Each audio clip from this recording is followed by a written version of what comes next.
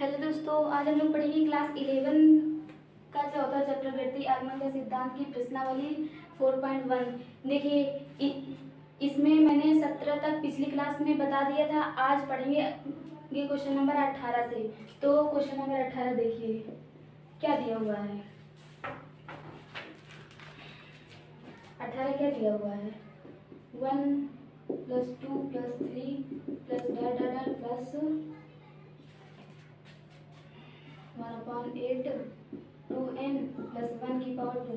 तो देखिए प्रोसेस क्या है, मैंने बताया था प्रोसेस क्या है। देखो, पहले स्टेप में n बराबर 1 रखेंगे।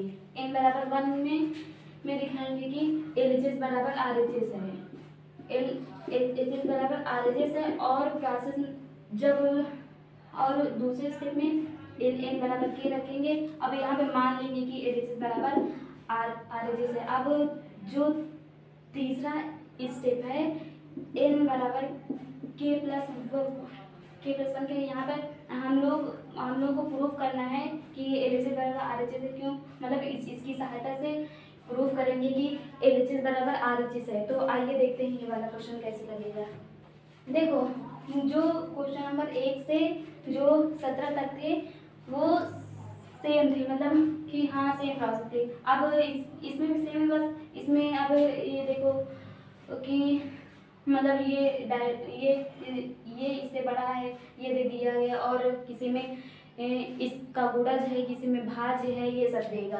तो देखिए यहाँ पे पहले n बराबर 1 रखेंगे। n बराबर 1 के लिए देखो कि अब यहाँ देखो कि n बराबर 1 के लिए क्या ये सत्य है, तो यहाँ पे 1 रखो। ये 1 हो गया। अब क्या ये भी ये तो 1 है। अब क्या ये मतलब बड़ा है 1 से, ये बड़ा है ना। तो यहाँ दिखाएंगे क्या ये इससे बड़ा है। तो यहाँ पे दिखाना है कि LHS छोटा है RHS से, ये दिखाना है यहाँ पे। तो देखो यहाँ पे ये है LHS है। अब RHS में देखो क्या होगा, क्या है RHS 1/8 और 2।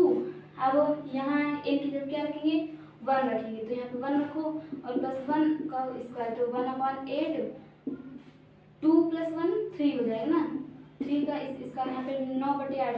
तो देखो जब इसको भाग करेंगे तो 8 एक 8 पॉइंट, जो एक इधर गया तो 8 का 16 मतलब 1। तो अब ऐसे ही बढ़ता चला जाएगा। तो यहाँ देखो ये जो LHS ये 1 है और ये 1.1 है, मतलब कि ये 1 से ज़्यादा है। तो यहाँ पे प्रूफ हो गया ना कि जो LHS है वो RHS से बड़ा है। प्रूफ मतलब कि छोटा है। ये देखो यहाँ पे 1 है और यहाँ पे 1.1 है। तो 1.1 बड़ा होता है कि 1 बड़ा होता है, 1.1 बड़ा होता है ना। तो ये बड़ा है RHS इससे, LHS से। अब जो दूसरे स्टेप में है वो n बराबर k के लिए मानेंगे कि माना n बराबर k के लिए जो ये है ये सत्य होगा। इसको Pn मानोगे तो ये Pk सत्य होगा, सत्य है। देखो यहाँ पे मैं मान लिया तो क्या होगा, यहाँ पे क्या होगा, यहाँ पे 1 + 2 + 3 जो Pk होगा वो होगा 1 + 2 + 3 प्लस प्लस यहाँ पे k होगा, k रखेंगे ना यहाँ पे k। और ये बड़ा होगा किससे, 1/8 और 2 k रखेंगे यहाँ पे k और +1 इसकी पावर 2। अब इसको मान लेंगे समीकरण नंबर 1। तो देखो यहाँ पे समीकरण नंबर 1 क्यों माना, क्योंकि इसी का यूज करके अगले स्टेप में हम प्रूफ करेंगे। तो देखो अब यहाँ होगा कि दिखाना है क्या दिखाना है कि n बराबर k + 1 के लिए Pk + 1 सत्य होगा। और कब सत्य होगा, जब Pk सत्य है।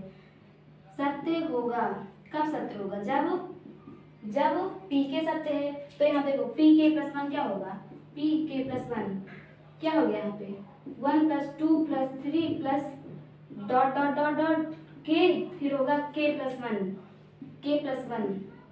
ये बड़ा दिखाना है 1/8 और यहाँ पे 2 k + 1 और +1, मतलब कि 2 यहाँ पे गुणा होगा, यहाँ पे भी होगा। तो ये हो जाएगा, क्या होगा 2k + 3 का स्क्वायर, ये होगा। अब देखो यहाँ से लेकर ये जो है, अब ये भी यहाँ सेम है, तो इसके बार मतलब इससे बड़ा ये है, तो यहाँ भी इससे बड़ा दिखा देंगे। तो देखो यहाँ पे समीकरण नंबर 1 से, समीकरण 1 से क्या होगा, क्या होगा 1/8 और यहाँ पे 2k+1 का स्क्वायर। अब यहाँ क्या हो प्लस k+1। अब इसको सॉल्व करके ये प्रूव करना है ये कि मतलब हाँ ये इतना है, मतलब ये मतलब कि ये इतना आएगा। तो देखो मतलब कि बड़ा है इससे। तो देखो इसको इधर रिप्लेस कर रहे हैं, क्या है ये 1/8। अब a+b का होल स्क्वायर लगाओ, a स्क्वायर मतलब 4k² प्लस b स्क्वायर मतलब 1 प्लस 4k। अब और क्या है प्लस में k+1। अब देखो ये इसके बटे में भी 1 है, तो इसमें और इसमें लासा क्या आएगा 8 आएगा। अब अपॉन में गुणा करोगे यहाँ पे तो 1 ये हो जाएगा। अब प्लस में जब इसको इसमें भाग दोगे तो 8 आएगा। अब 8 को ऊपर गुणा करो तो 8k+8 ये हुआ। आप देखो 4k² और प्लस 8 4 12k और 8 1 9/8। तो ये देखो क्या होगा 1/8। देखो यहाँ पे 1 है तो 1/8 बाहर कर लो। अब ये क्या दिख रहा है, क्या दिख रहा है 2k² प्लस 9 किसका स्क्वायर होता है 3 का स्क्वायर और प्लस 2 × 3 × 2k। तो 3 दूना 6 में 12 के हो गया ये। तो ये हुआ a² plus b² plus 2a और b। तो ये क्या हो गया 2k प्लस 3 का होल स्क्वायर। और यही है RHS, सही है कि नहीं। तो यही है RHS, प्रूफ हो गया। तो हम लोग का 18 क्वेश्चन हो गया। अब चलते हैं 19वां में 19 इसको रेस कर रहे हैं। देखिए प्रोसेस वही है, बस इसमें घुमा दे रहा है। देखो जो 17 तक क्वेश्चन थे वो उसमें अंक से बदल दिया जा रहा था और इसमें अब थोड़ा घुमा देगा कि हाँ भाज्य है गुणज है ये सब है वो है। तो देखिए अब 19वां क्वेश्चन, 19वां क्या है n और n+1 n+5। इसको बोला है ये 3 का गुणज है, 3 का एक गुणज है, मतलब कि 3 से गुणा है इसका, 3 से गुणा है। गुणज का मतलब क्या होता है कि जिसमें 3 हो। तो देखो जैसे 12 है तो इसको 3 का गुणज है कि नहीं। तो इसको देखने के लिए मतलब ये 3 गुणे कितना है 3 चौक 12 4 है। अगर अगर मतलब ऐसे ना समझ में आए तो इसमें मतलब जिसका गुणा उसी से भाग कर दो 3। तो देखो अगर ये 3 से कट जाता है तो हाँ ये गुणज है, अगर नहीं कटता नहीं है।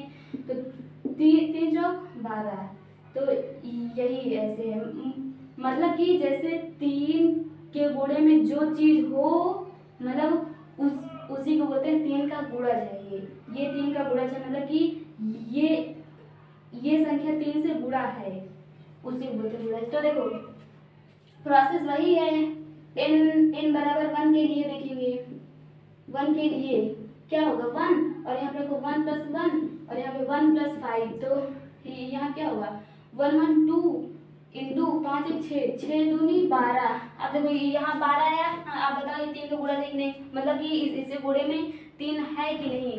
तो देखो 3 × 4 3 चौक 12। तो हाँ ये गुणज है। तो यहाँ लिख दो कि यहाँ लिख देंगे 3 का गुणज है, 3 का गुणज है सत्य है ये, हाँ की है ये। आप देखो मान लेंगे यहाँ पे कि माना n बराबर k के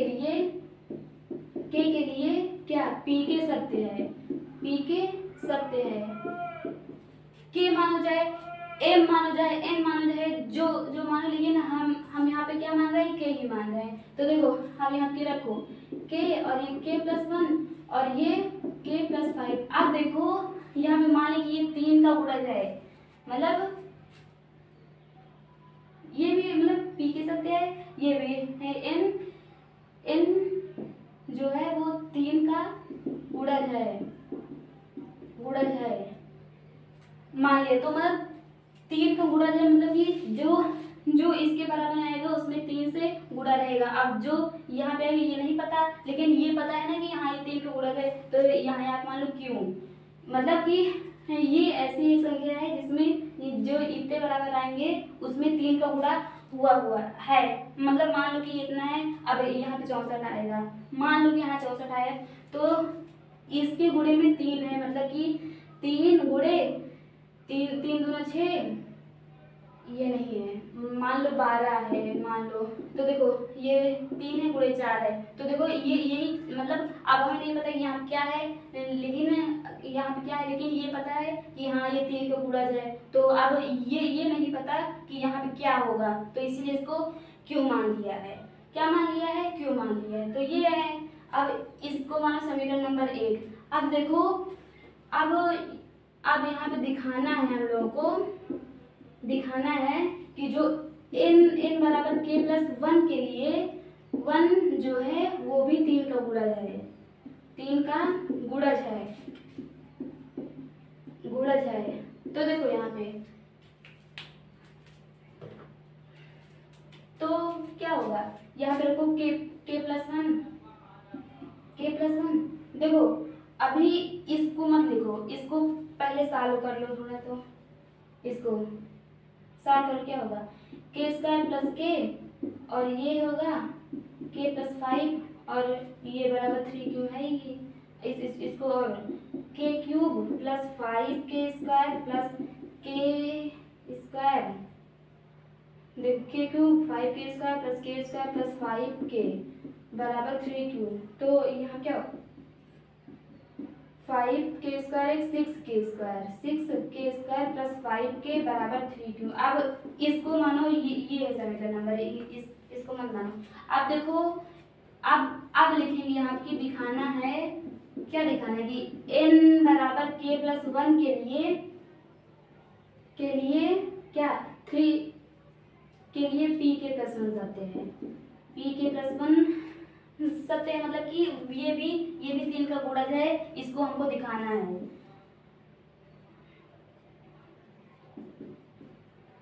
कब सत्य होगा, जब p के सत्य होगा, मतलब कि जब ये सत्य है तभी ये।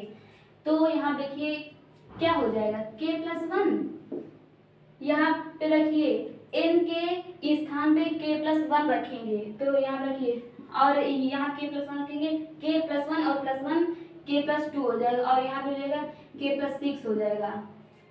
ये हुआ। आप देखो इसको सॉल्व करके हाँ हम लोग को यहाँ पे लाना है कि हाँ ये 3 का गुणज है, यहाँ पे इसको दिखाना है कि ये है 3 का गुणज। तो देखिए इसको इंटू करो पहले, देखो k स्क्वायर प्लस 2k और प्लस k प्लस 2 और यहाँ पे ये k प्लस 6, अब ये हो जाएगा k और ये हो जाएगा 3k और यहाँ पे 2 और ये k प्लस 6 और करो इसको इंटू, तो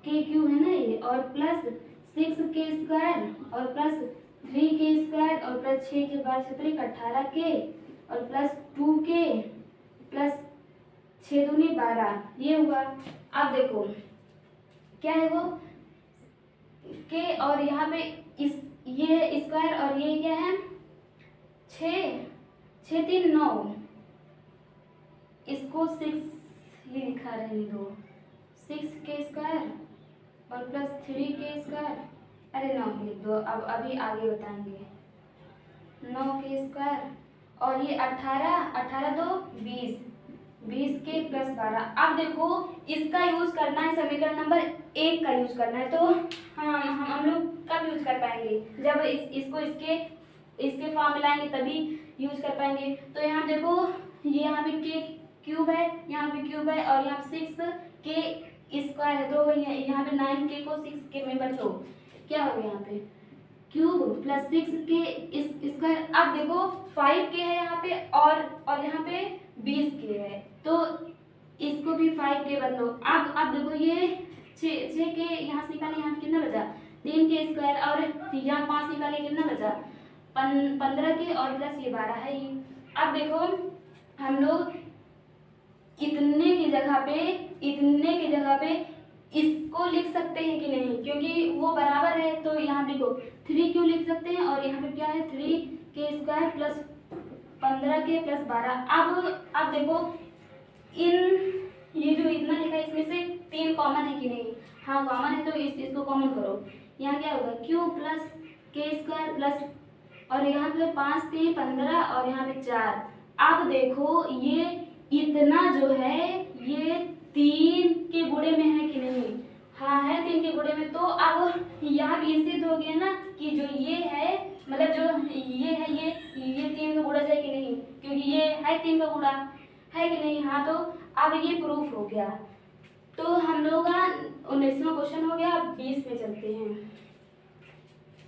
मतलब हम लोग को प्रूफ करना है कि हाँ जब ये इतना है तो ये भी इतना होगा, बस और कुछ नहीं करना। अब इसमें घुमा सकता है कि गुणज है, भाज है, ये है, वो है, घुमा सकता है, लेकिन जो प्रोसेस है कि पहले n बराबर 1 पे देखेंगे, फिर n बराबर k पे मान लेंगे, फिर n बराबर k प्लस 1 पे वो हो जाएगा, उसको प्रूफ करना रहेगा। बस वो प्रोसेस सेम रहेगी और उसमें वो बदल देंगे। 20वां क्या है इसमें 10 की पावर 2n माइनस 1 प्लस 1। अब ये दिया हुआ है कि 11 से भाज्य है, 11 से भाज्य है। ये भाज्य मतलब कि 11 से अगर भाग देंगे तो वो पूरा कट जाएगा, मतलब कि वो 12 हो जाएगा। जैसे यहाँ पे 22 मतलब कितना है 66 है। अब इसको क्या हम लोग 11 से भाग कर सकते हैं, हाँ कर सकते हैं। 11 6 का 66, 6 आया भाग हो गया, इसी बोलते हैं भाज्य है। तो देखो पहला स्टेप क्या है, n बराबर 1 पे देखेंगे। तो यहाँ लिखो n बराबर 1 के लिए जो होगा वो क्या होगा 10, और यहाँ पे 2 माइनस 1 हो जाएगा, यहाँ 1 रखेंगे ना, और ये प्लस 1 है तो यहाँ पे क्या होगा 10 होगा। देखो 10 के बाद 1 और प्लस 1, तो ये हो जाएगा 10 प्लस 1 मतलब 11। अब ये भाज्य है कि नहीं, 11 से भाज्य है कि नहीं, हाँ है 11 से भाज्य।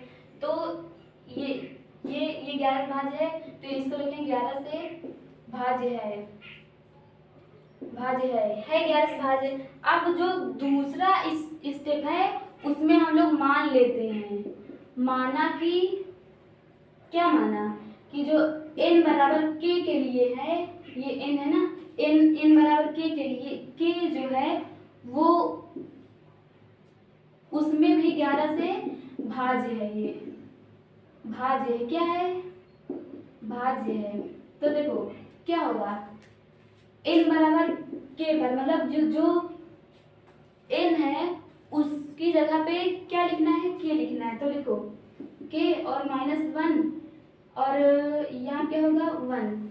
अब ये जब भाज्य है तो इसका मतलब ये है कि जब हम लोग इसको सॉल्व करेंगे तो इसके गुणे में 11 आएगा। देखो जब गुणे में 11 रहेगा तभी तो वो 11 भाज्य होगा, है ना, तभी तो होगा वो 11 भाज्य।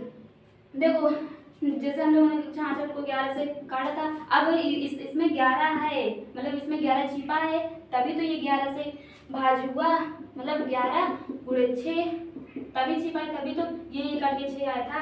तो हाँ ये था। अब इसमें जब पूरा में 11 होगा तभी तो वो मतलब उससे भाज्य होगा। तो यहाँ पे 11 और इंटू m लिख लो, नहीं तो p मान लो, चाहे जो मान लो, तो हम यहाँ पे m मानते हैं। मतलब कि ये m वो संख्या है जिसके साथ 11 गुणा हुआ है, 11 का गुणा हुआ है जिसके साथ वो है। मतलब कि जैसे 66 था, अब इसको 11 गुणे 6 लिखे। अब यहाँ पे हमें पता है कि हाँ 66 है तो यहाँ पे 6 आएगा, लेकिन हमको यहाँ नहीं पता कि जब ये होगा तो यहाँ क्या आएगा, इसीलिए इसको ये मतलब 6 है जानते हैं, यहाँ नहीं जानते, इसको मान लिया कि हाँ ये m है यहाँ पे, मतलब यहाँ पे कोई संख्या है जिसका 11 में गुणा हुआ है, जैसे 6 का इसमें गुणा हुआ तो 66 हमको पता है कि हाँ यहाँ पे 66 ही होगा। तो यहाँ पे मान लिया कि यहाँ m है।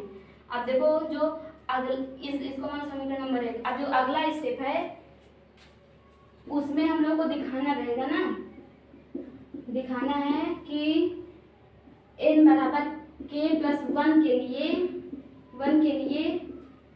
वो 11 से भाज्य है, 11 से भाज्य है, दिखाना है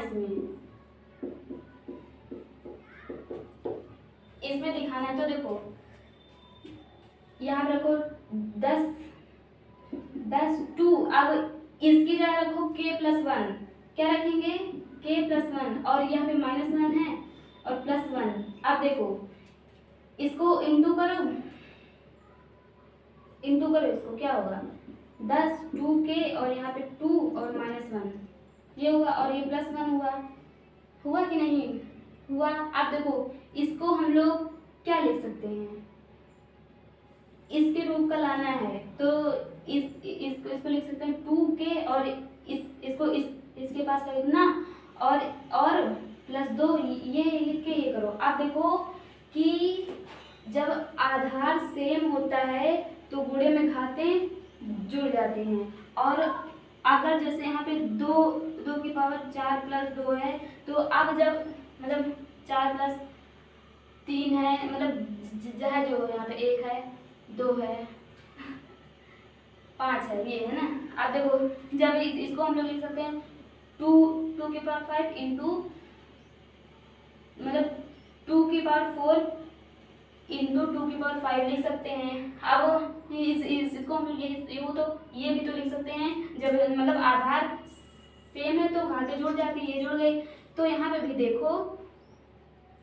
देखो जो ये है मान लो ये है 10 की पावर इतना प्लस ये, तो अब जब इसको मतलब इंटू लिखेंगे तो लिखेंगे 10 2k -1 इंटू 10 के पावर 2। अब देखो ये सेम है तो ये घातें जुड़ जाएंगी, तो यही तो हुआ +1 ये हुआ। अब यहाँ देखो ये हुआ। अब क्या होगा आगे, क्या होगा अब इसकी जगह पे हम लोग इसको लिख सकते हैं कि नहीं, क्या लिख सकते हैं, देखो ये यहाँ पे प्लस में इधर आएगा माइनस में, तो क्या होगा 11m -1 और इंटू क्या है 10 की पावर 2 और +1 ये है। अब गुणा करो इसमें, ये जो है इसका गुणा इसमें भी होगा इसमें भी होगा, तो करो 11m इंटू 10 की पावर 2 और यहाँ पे होगा -10 की पावर 2 +1। तो देखो 10 की पावर 2 मतलब क्या होता है 100।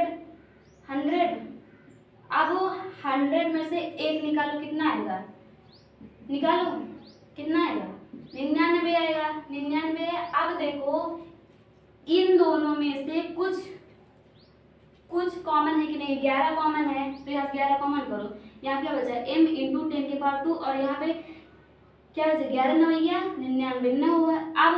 अब देखो ये गुणे में 11 है कि नहीं, इसमें है गुणे में 11। अब जब इसको 11 से भाग करेंगे तो यहाँ पे ये काटेंगे कि नहीं है, तो ये जो है ये 11 से भाज्य है, वो प्रूफ हो गया हम लोग का, प्रूफ हो गया।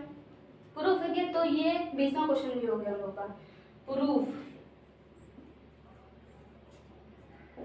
प्रूफ हो गया हम लोग का।